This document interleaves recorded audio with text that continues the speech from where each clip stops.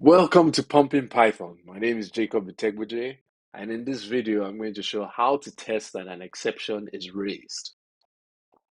Exceptions are raised in Python when an error occurs and break the execution of the program. When an exception is encountered, no further instructions in the program will run.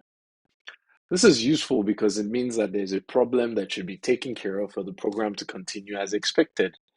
It is also a pain when it causes the program to exit early. What if I want the program to run regardless of errors? I might want it to give messages to the user who may not care or understand the details that come with exceptions. Exception handling is a way to deal with exceptions. It allows programs to make decisions when an exception is encountered. Let's write some code. I'm going to create a project. So you create Python TDD, call it exceptions. And then change the first failing test. Let's call it this one. I want to deliberately cause an exception. So I say test catching module not found error in tests. I will add a failing line, import non-existent module, and I get a module not found error. Add that to my list of exceptions encountered. I could create non-existent module.py, but that will not show how to test for exceptions or to catch them. If you're using the unit test library, there's a method called assert raises, and you use it in a with context. So I say self.assert raises, parentheses, colon, and in the parentheses, add the name of the error that I'm confirming was raised by the failing line. So I say module not found error, and I indent the line that raises the module not found error, and I am green. I have a passing test. Let's do the same thing with an attribute error. Say find test catching attribute error in tests.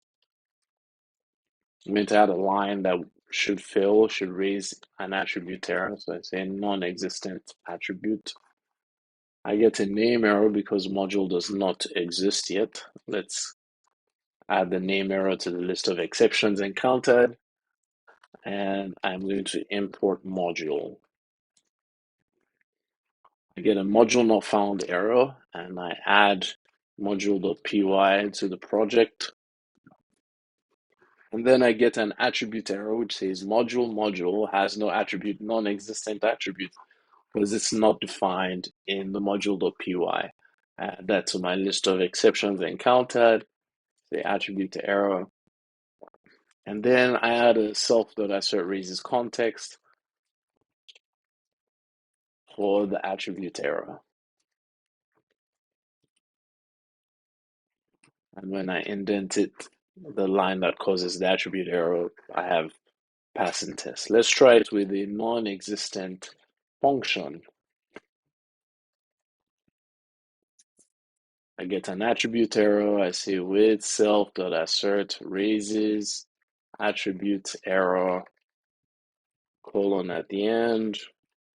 Move the line to the right, and I have passing test. Let's do one more for a non-existent class. And I get an attribute error when I add with self.assert raises attribute error. I get a passing test. Now I've written the self.assert raises 3 times, so I can remove the other two because they're doing the exact same thing to remove duplication. And there you have it.